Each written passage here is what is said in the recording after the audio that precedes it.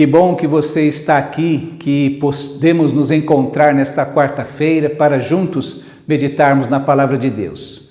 Eu quero lembrar a você sobre os grandes desafios que temos aí pela frente. Nós temos meditado sobre a igreja, no mês de setembro foi o aniversário da IBPark, e nós pensamos um pouco sobre as características de uma igreja que agrada a Deus, que participa e que tem a experiência da presença de Deus em sua vida.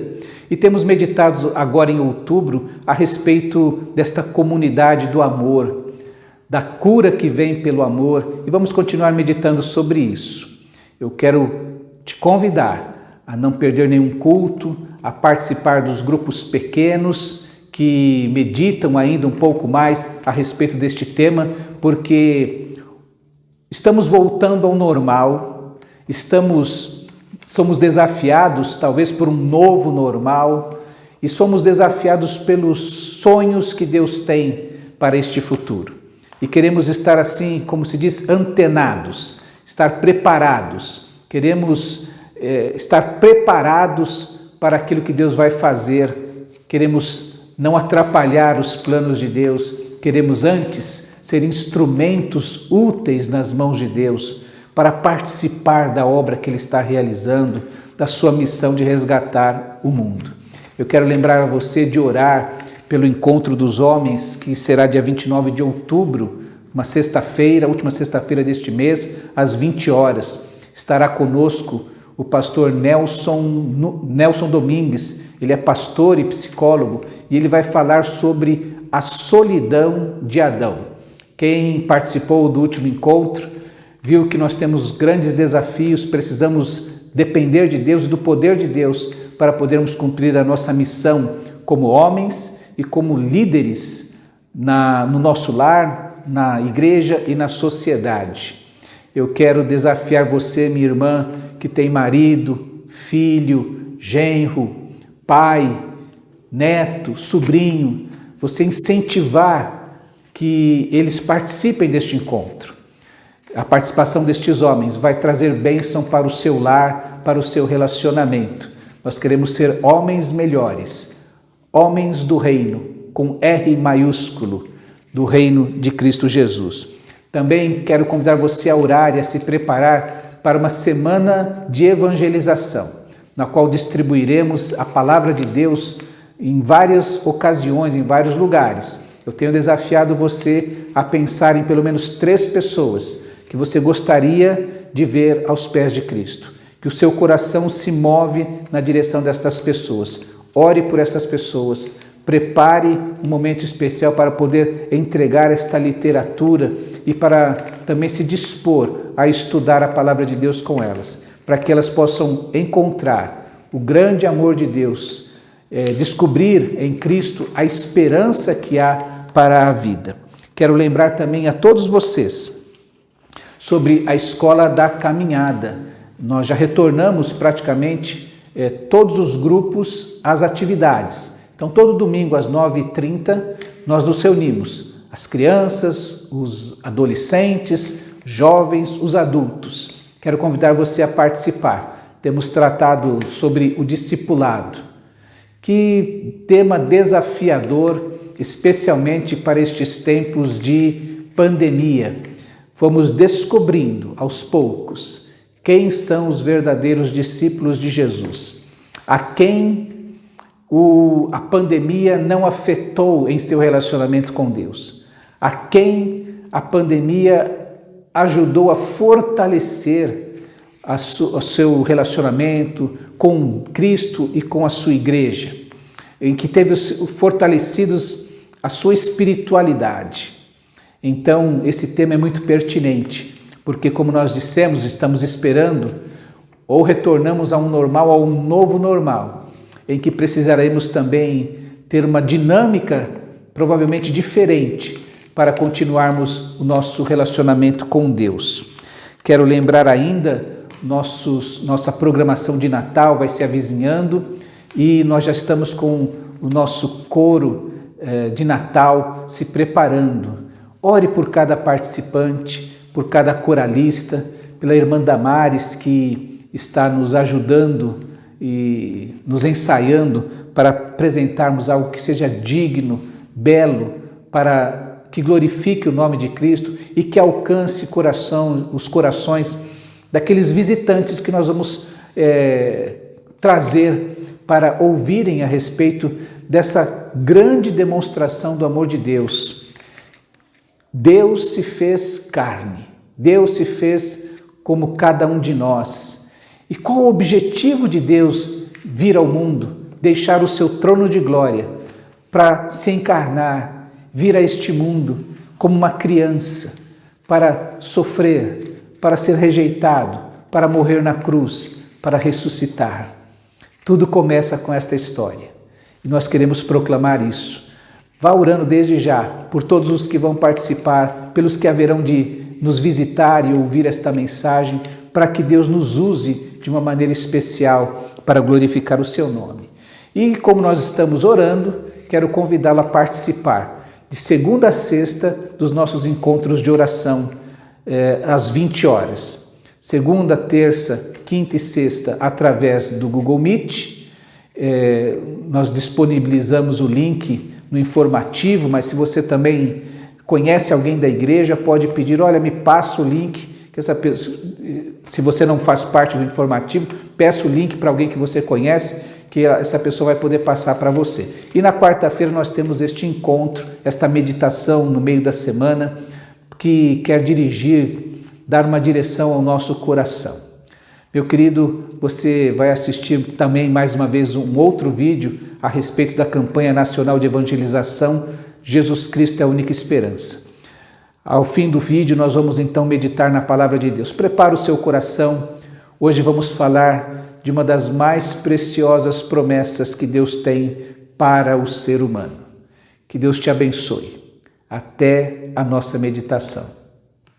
Vamos orar antes de assistirmos o vídeo. Deus querido, nós te agradecemos o privilégio da oração, de podermos entrar na tua presença pelo sangue precioso de Cristo, de podermos, ó Deus, derramar a nossa alma diante de ti, colocar, ó Deus, as nossas necessidades, também os nossos motivos de gratidão e o nosso louvor, porque temos aprendido, temos experimentado que tu és o único Deus verdadeiro. Ó Deus querido, tantos desafios temos para a vida da tua igreja e nós sabemos que sem ti nada podemos fazer.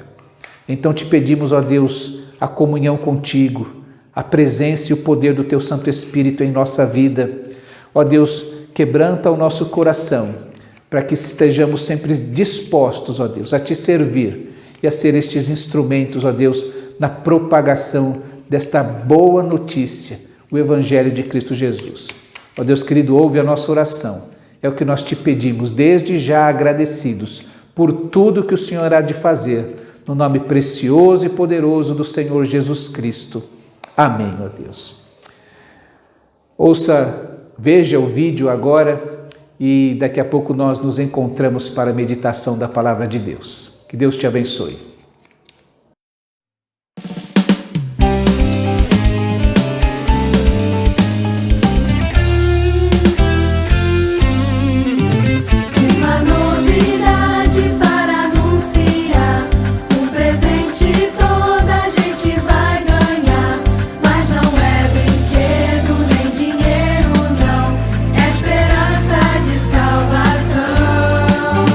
Para todo tempo Ele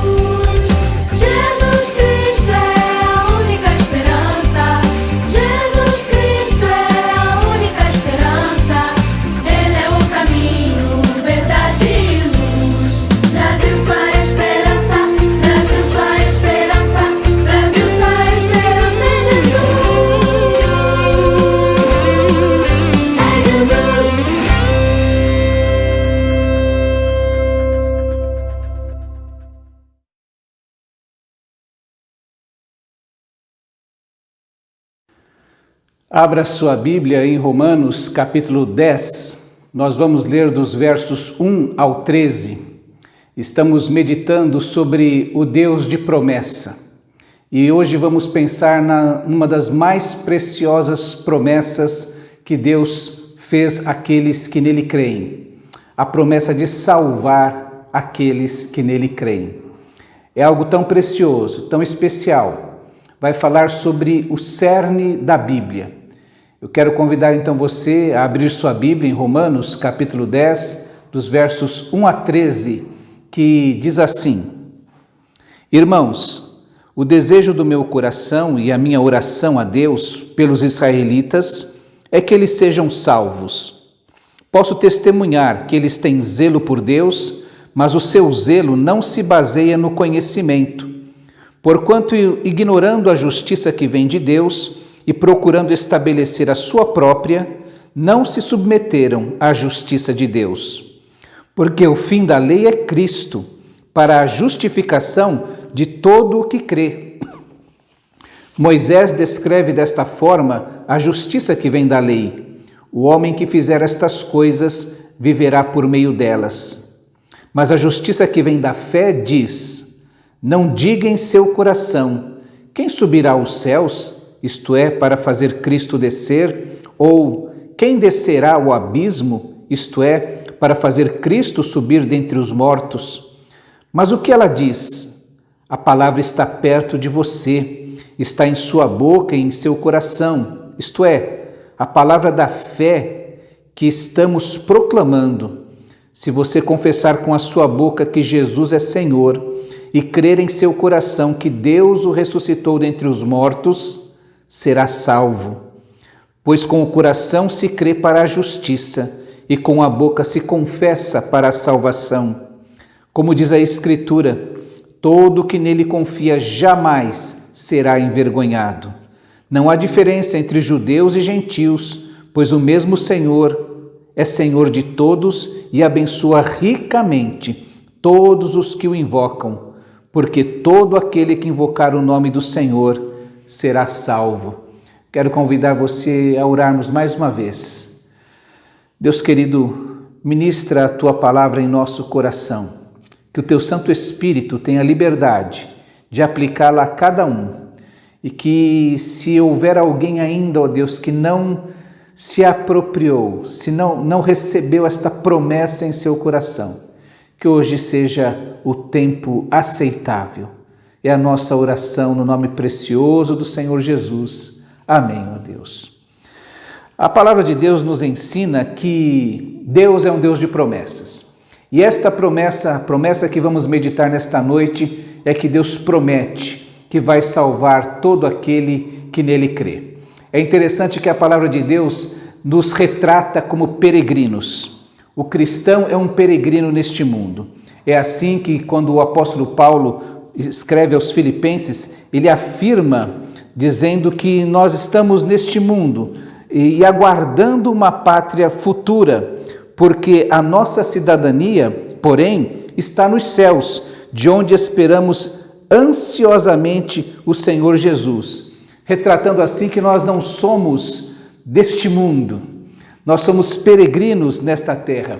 O apóstolo Pedro, quando escreve também a sua primeira carta, logo no primeiro versículo, é a primeira afirmação que ele faz a respeito disso, dizendo ou endereçando a sua carta: Pedro, apóstolo de Jesus Cristo, aos eleitos de Deus, peregrinos dispersos. E aí ele fala no Ponto, na Galácia, na Capadócia, na província da Ásia e da Bitínia. Ele está falando daqueles irmãos que estavam espalhados pelo mundo, mas mais que espalhados, eles eram peregrinos onde quer que estivessem.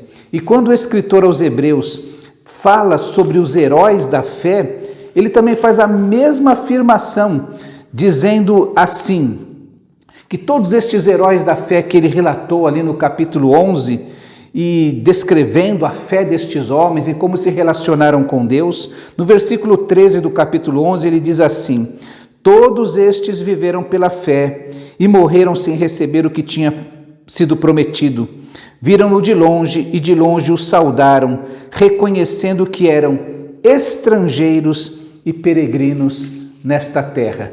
Gente que está neste mundo, mas que não pertence a este mundo. Está peregrinando por aqui por um pouco de tempo, aguardando finalmente o lugar aonde devem chegar e finalmente fixar morada. É assim que John Bunyan, lá um puritano, descreve a sua novela O Peregrino, contando a história do cristão que está em fuga da cidade da destruição, peregrinando em busca da cidade dos céus. Nós somos retratados assim como peregrinos. E quando nós pensamos nesta jornada, como John Bunyan retrata nesta novela O Peregrino, ele vai mostrando que existem pelo menos 3 momentos desta jornada. O ponto inicial, o ponto de chegada e esse espaço, essa distância entre o ponto de saída e o ponto de chegada. As primeiras promessas que nós recebemos de Deus são para este início de jornada, este momento em que nós recebemos a Cristo, conhecemos a Cristo e então passamos a caminhar com Ele. E esta é a promessa que Deus faz para aquele que está no início da jornada: salvar aquele que crê. Nós sabemos que Deus é santo e quando nós pensamos na santidade de Deus, pensamos na sua perfeição, na sua pureza. E a palavra de Deus nos diz que o Pai é santo, que o Filho é santo e que o Espírito também é santo. Aliás, o Espírito, mais de 90 vezes a Bíblia diz que ele é o Espírito Santo, o Espírito perfeito, o Espírito puro.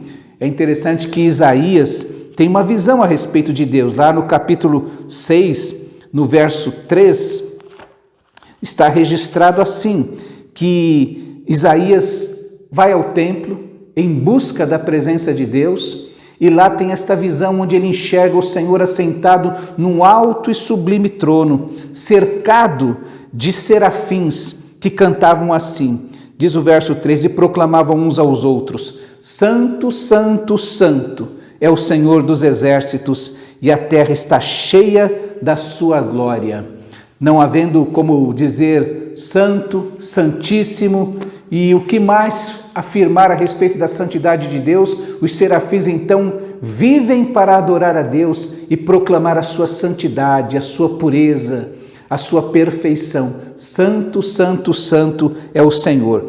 A visão de João, lá em Apocalipse, no capítulo 4, tem mais ou menos a mesma ideia, quando ele enxerga o trono nos céus, o Senhor assentado no seu trono, e lá no versículo 8, ele diz a respeito de aqueles seres que cercam também o trono de Deus, diz assim: cada um deles tinha 6 asas e era cheio de olhos, tanto ao redor como por baixo das asas. Dia e noite repetem sem cessar: Santo, Santo, Santo é o Senhor, o Deus Todo-Poderoso, que era, que é e que há de vir. Então, é preciso que esta verdade domine o nosso coração. O nosso Deus é santo, santo, santo, e quando estamos falando da santidade de Deus, estamos falando da sua perfeição, da sua pureza. Um Deus que, por ser puro, perfeito, não trata com leviandade o pecado. A sua santidade não suporta o pecado. É interessante que o escritor aos Hebreus, quando fala a respeito de como Deus se sente a respeito do nosso pecado, afirma assim lá em Hebreus capítulo 10, no verso 27, mas tão somente uma terrível expectativa de juízo e de fogo intenso que consumirá os inimigos de Deus. O nosso Deus é um fogo consumidor ao tratar com o pecado. No capítulo 12, verso 29, o escritor aos Hebreus afirma mais uma vez aos seus ouvintes: pois o nosso Deus é fogo consumidor, é fogo que não suporta o pecado. Quando João registra as palavras de Jesus no Apocalipse, a igreja de Laodiceia, O sentimento que ele consegue descrever como Deus trata o pecado, é exatamente uma náusea. Veja que no verso 16 do capítulo 3,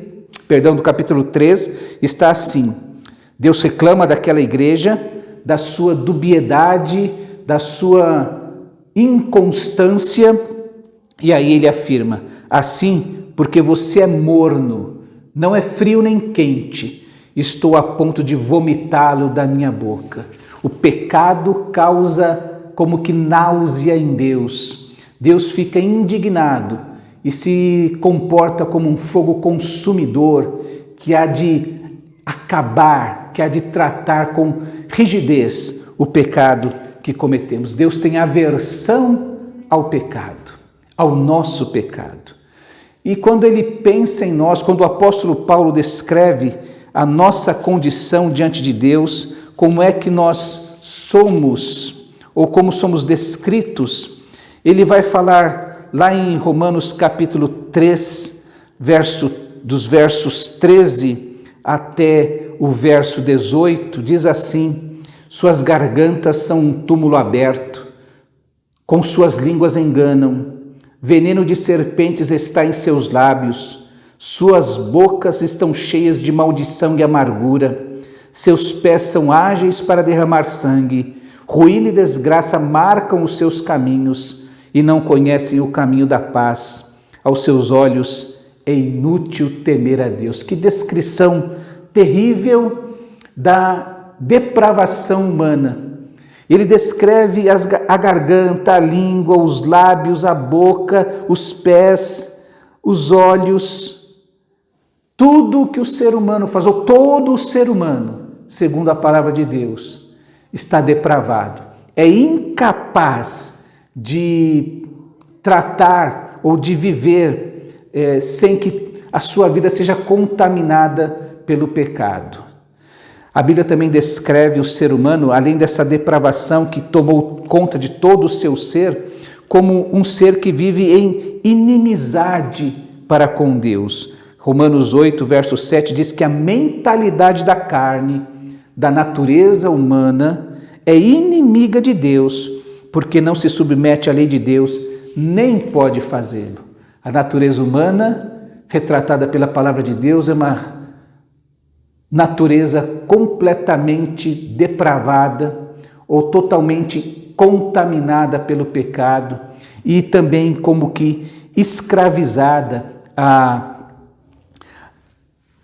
esta mentalidade. Por isso que Romanos 3, no verso 11, diz assim: não há ninguém que entenda, ninguém que busque a Deus. Somos incapazes de buscar a Deus por nossas próprias forças e por vezes, como já lemos, quando intentamos buscá-lo, não o buscamos pelos caminhos que o próprio Deus determina, mas procuramos fazer os nossos próprios caminhos, andar na nossa própria justiça.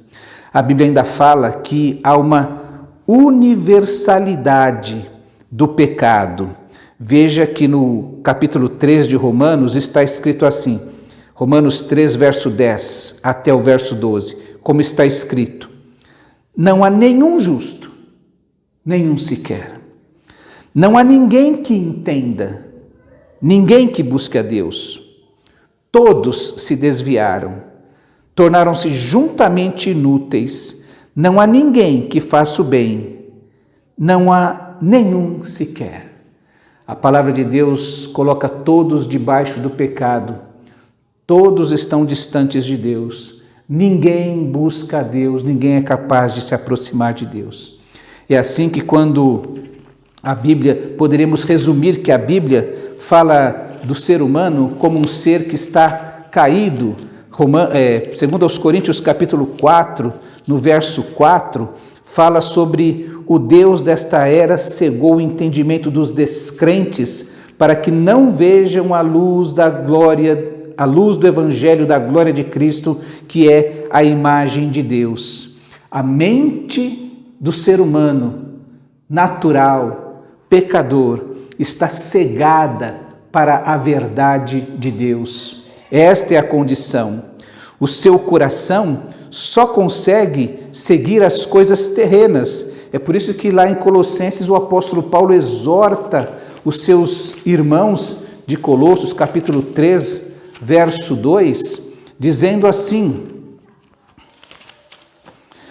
mantenham o pensamento nas coisas do alto e não nas coisas terrenas. Essa exortação é necessária porque senão a nossa mente se entrega às coisas deste mundo.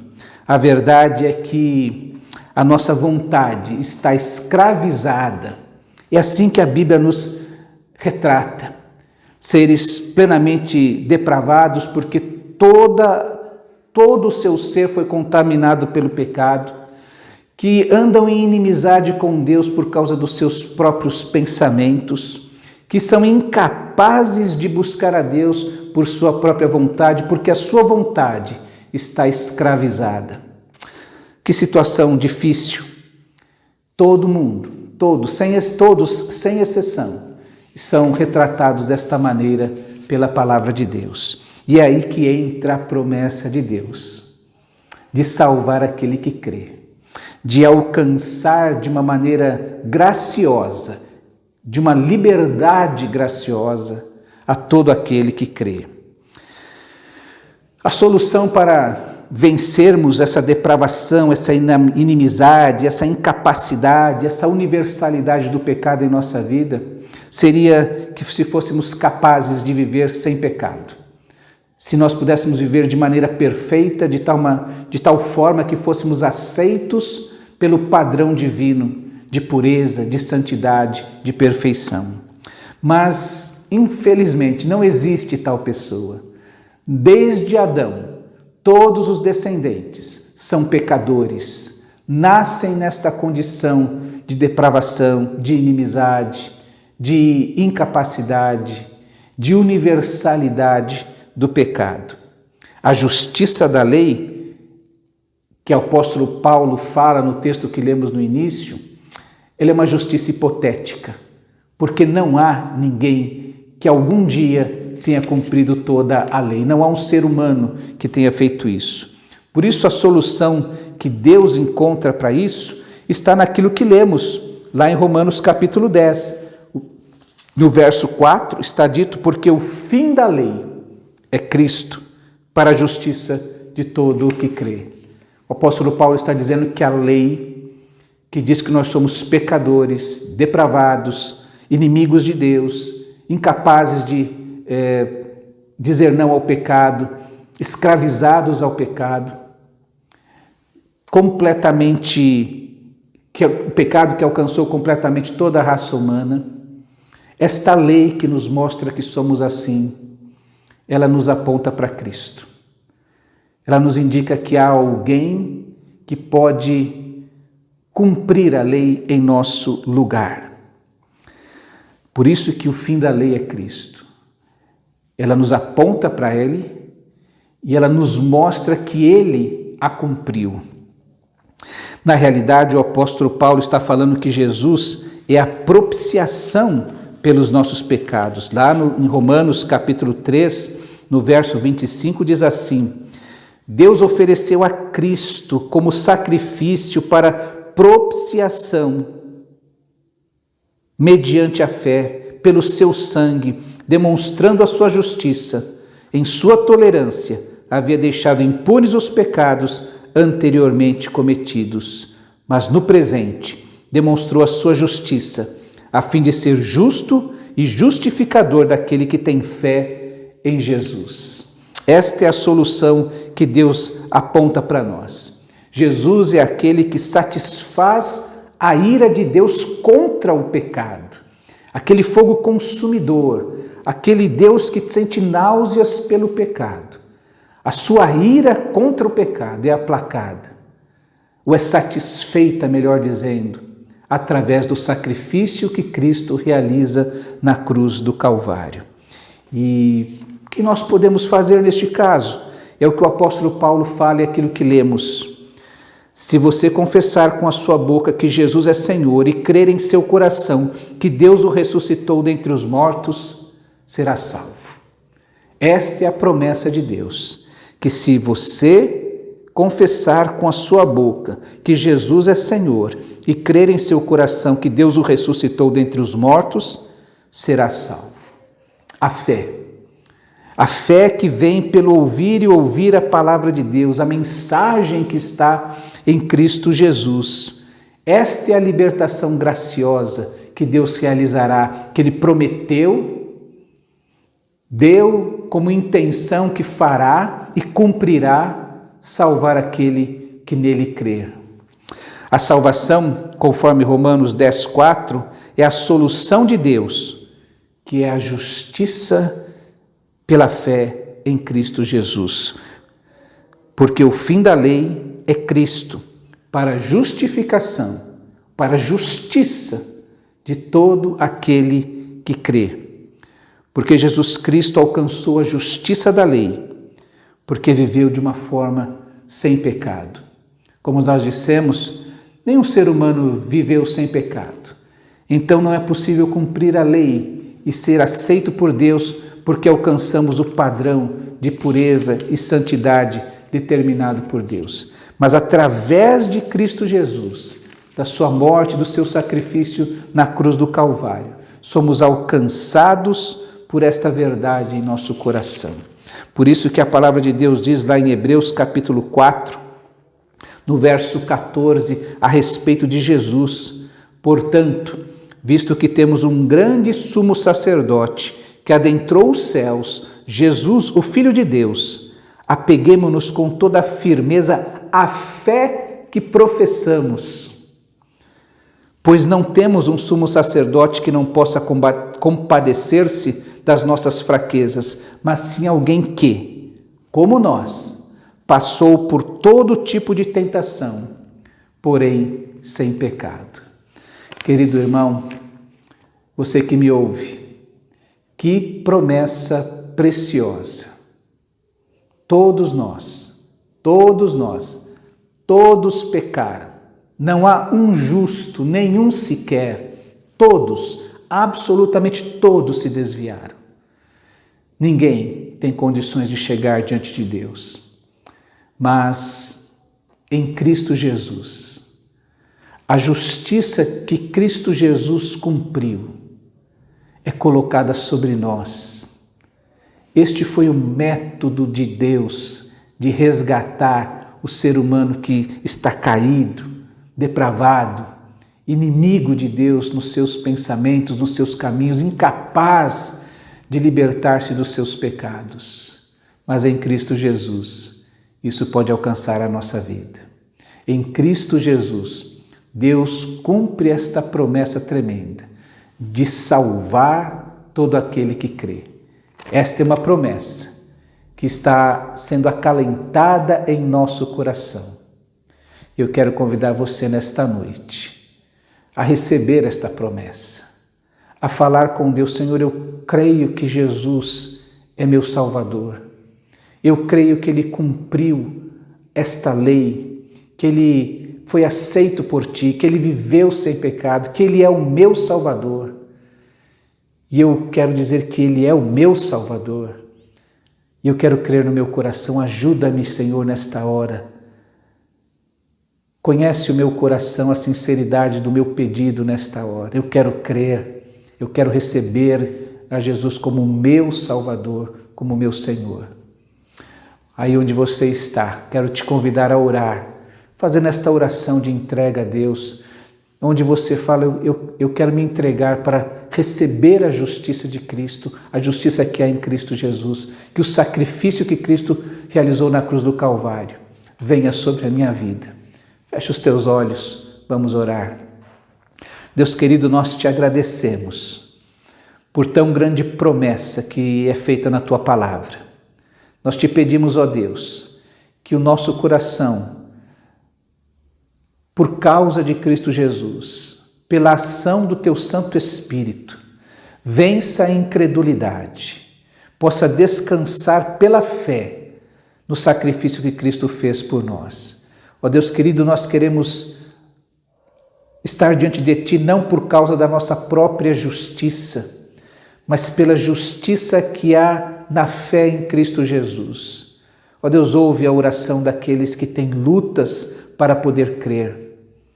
Abre seus olhos espirituais para que vejam o evangelho da glória de Cristo e possam, ó Deus, vencer e se libertar, ó Deus, das amarras do pecado, para desfrutar, ó Deus, desta promessa da salvação, desde já e para todo sempre.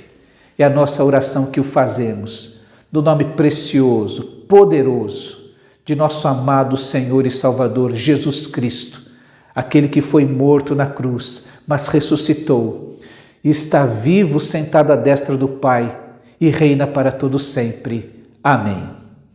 Meu querido irmão, meu querido amigo, você que nos ouve, que a alegria desta promessa de Deus domine o seu coração e te traga paz, esta certeza da salvação, que você seja abençoado por ela.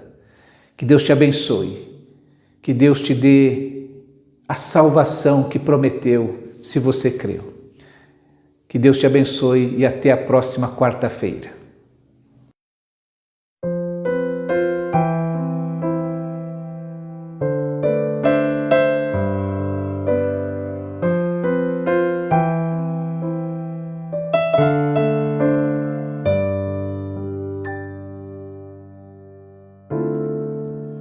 Sei que os teus olhos, sempre atentos, permanecem em mim,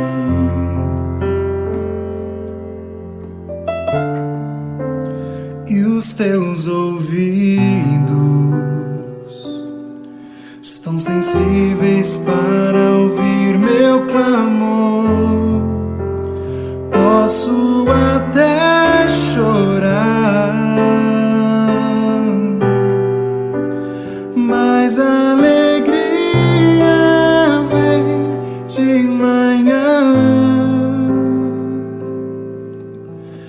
És Deus de perto e não de longe, nunca mudastes, tu és fiel.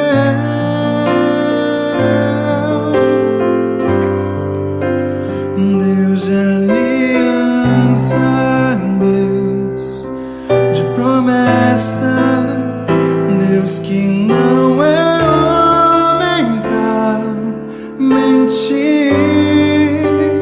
Tudo pode passar, tudo pode mudar, mas tua palavra vai se cumprir.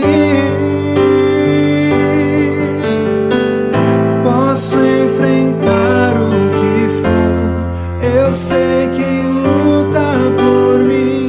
Seus planos não podem ser frustrados. Minha esperança está nas mãos